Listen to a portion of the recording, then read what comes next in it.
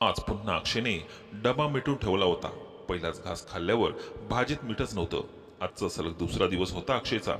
असा डबा जवळपास तसाच ठेवून घरी घेऊन जाण्याचा विचार होता. काल प्रचंड चिडचिड झाली होती त्याची.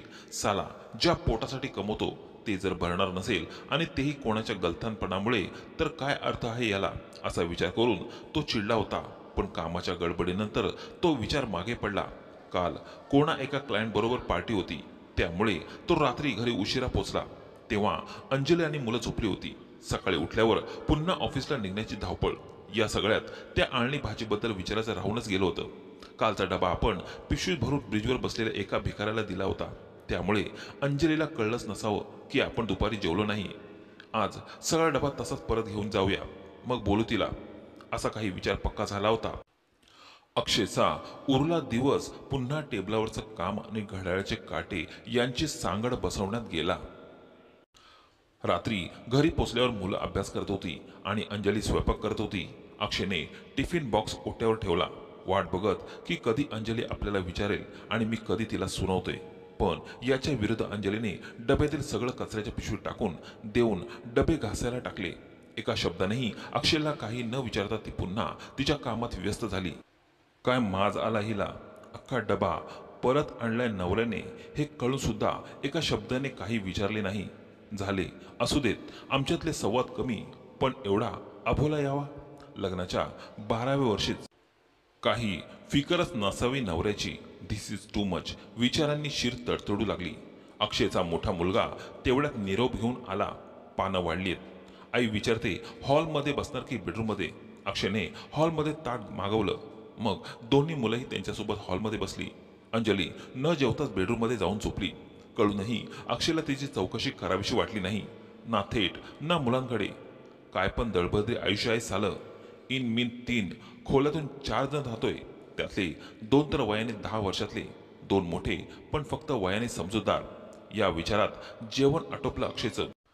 एकाही पदार्थाची चव मागे जिभेवर रेंगाळली नव्हती. किंबहुना चूल भरतानाही अक्षयला प्रयत्न करूनही ना भाजीची चव आठवत होती ना आमटीची. थोडक्यात निव्वळ औपचारिकता म्हणून स्वयंपाक करण्यात आलेला हे कळलं होतं अक्षयला. अंजलीचे काहीतरी बिनसले नक्की, असं अक्षयला राहून राहून वाटत होतं. पण नक्की काय हे त्याला कळत नव्हतं. मुलांनी बॅग भरली, रात्रीचे कपडे घातले, ब्रश करणे वगैरे काम आपापली केली. आई लवकर झोपली आहे तर तिला डिस्टर्ब केले नाही त्यांनी. पण एकाही कामासाठी त्यांना बाबांची गरज लागली नव्हती.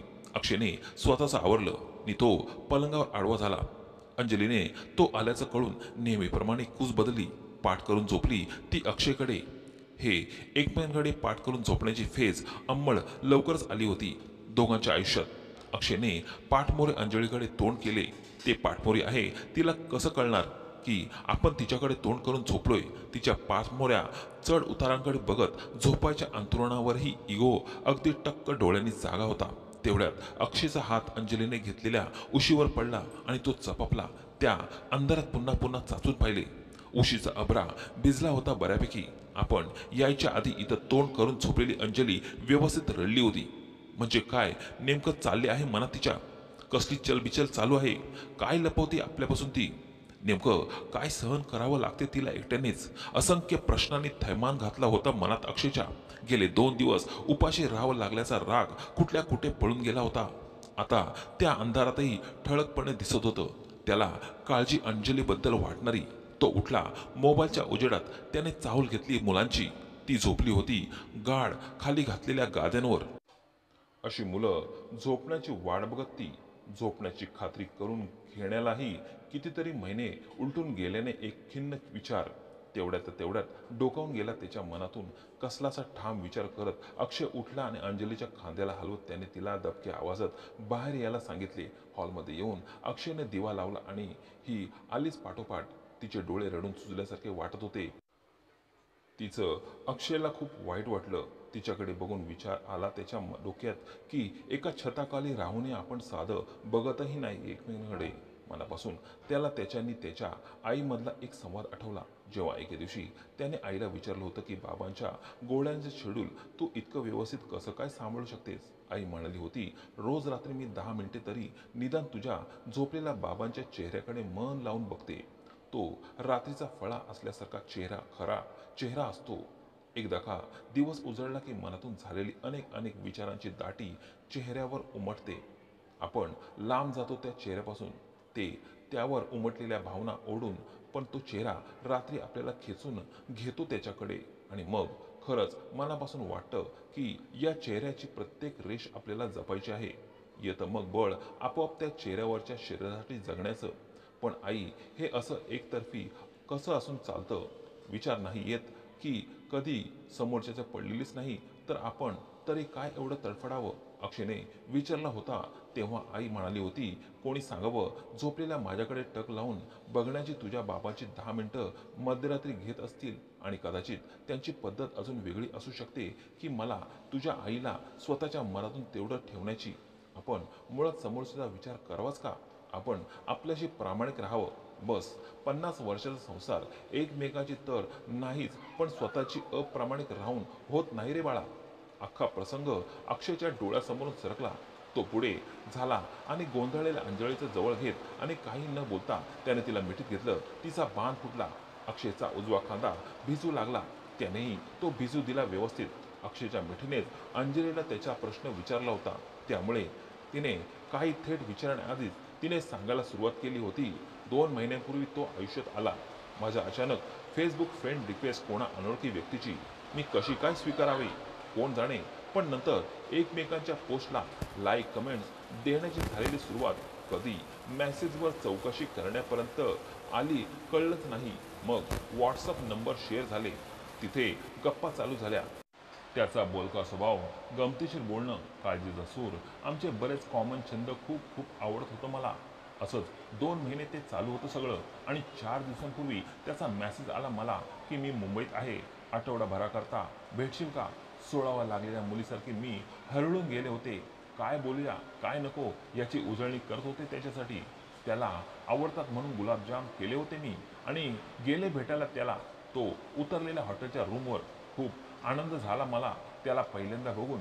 पण त्याने मला केलेल्या त्या पहिल्याच हगमध्ये मला काहीतरी विचित्र अशी भूक जाणवली. तो सोडतच नव्हता मला. मी त्याला कसंबसं दूर लोटलं. काही सांगू पाहत होते मी, पण त्याला माझं काही ऐकण्यात इंटरेस्ट नव्हता. त्याचं आपलं सुरूच होतं माझ्या अंगसटीला येणं. वाटलं मला न विचारता मला टच करण्याची हिंमत कशी झाली याची. माझ्या अंगात शिरशिरी आली. मला या गेल्या 2 महिन्यांपासून जो पुरुष माझा खास मित्र वाटत होता त्याला मी मात्र एक फक्त बाईच वाटत होते. त्याला मैत्रिणीची गरज मुळीच नव्हती. त्याला हवी होती एक स्त्री. गप्पा मारताना साधारण अंदाज आलेली, संसारात नाखुश असलेली, नवऱ्यापासून चीट झालेली, फक्त मुलांसाठी जगणारी, थोडक्यात सहज उपलब्ध झालेली एक वस्तू होते मी त्याच्यासाठी. किळस आली मला त्याची. तडक निघाले मी तिथून. गुलाबजाम दिले रस्त्यातल्या एका भिकाऱ्याला. त्या भिकाऱ्यापेक्षाही लाचार मी. भुकेला वाटत होता तो मला. मग बेचैन होते मी. गेले 4 दिवस त्याचे मेसेज इग्नोर करत होते. त्याचे सततचे मेसेज, त्याचे कॉल. तुला काय सांगणार होते मी. तू तर असूनही नसल्यासारखा असतोस. घरी कायम फक्त स्वतःच्यातच एकटी होते मी. आधार होता मला, पण मी फसले तिथेही. अक्षय तिचा हात त्याच्या हातात घट्ट धरला. तिच्या डोळ्यात बघत, स्वतःच्या डोळ्यातून विश्वासार्हता दाखवत त्याने तिला दिलासा दिला मूकपणेच. उरलेली रात्र दोघांनीही बसूनच काढली. मग त्याच्या छातीवर डोके टेकून तिने तिचं डोकं थुपटत त्याने दुसऱ्या दिवशी सकाळी कोपऱ्यावरच्या उडप्याच्या हॉटेलात मस्त आवडीचा रवा मसाला डोसा खाऊन एक कडक फिल्टर कॉफी पीत होती अंजली. आणि अक्षय बघत होता तिच्याकडे टक लावून प्रसन्न हसत. अंजलीने शेवटचा घोट घेत कॉफी खाली ठेवला. नी ती टेकली खुर्चीला. रिलॅक्स होऊन टेबलावर बोटाने वाजत अक्षयकडे बघत. कौतुक आणि प्रेम दाटून आलं होतं डोळ्यातून तिच्या अक्षयबद्दल. कारण या हॉटेलमध्ये येण्यापूर्वी अक्षय तिला त्या हॉटेलमध्ये घेऊन गेला होता जिकडे तो उतरला होता. अशा माणसापासून नुसती आपली सुटका करून घेऊन गप्प बसायचं नसतं. अगं, पुन्हा असं कोणाबरोबर करण्याआधी तो 10 वेळा विचार करेल हेही बघायचं असतं. अक्षयने हे सांगताना त्या ज्या रूमवर नेलं होतं. अक्षय हाताची घडी घालून शांत उभा होता. मग जेव्हा अंजली अंगात होता नव्हता तेवढा जोर काढून त्याच्या मुस्काटात ठेवून देत होती. तिच्यातल्या बाईला गृहिणी धरणाऱ्या त्याच्यातल्या पुरुषाची नांगी ठेचून काढत होती. छान हसली आणि अक्षयकडे बघत पोटभर खाल्लं होतं. आज तिने बऱ्याच दिवसांनी मोकळा श्वास घेतला होता. आज बऱ्याच महिन्यांनी त्याच्या स्वतःच्या हक्काच्या एकुलत्या एका सूर्यासाठी. तर मित्रांनो, तुम्हाला ही स्टोरी कशी वाटली कमेंट बॉक्समध्ये नक्कीच सांगा आणि आवडले असेल तर चॅनेलला लाईक, शेअर आणि सबस्क्राईब करायला विसरू नका.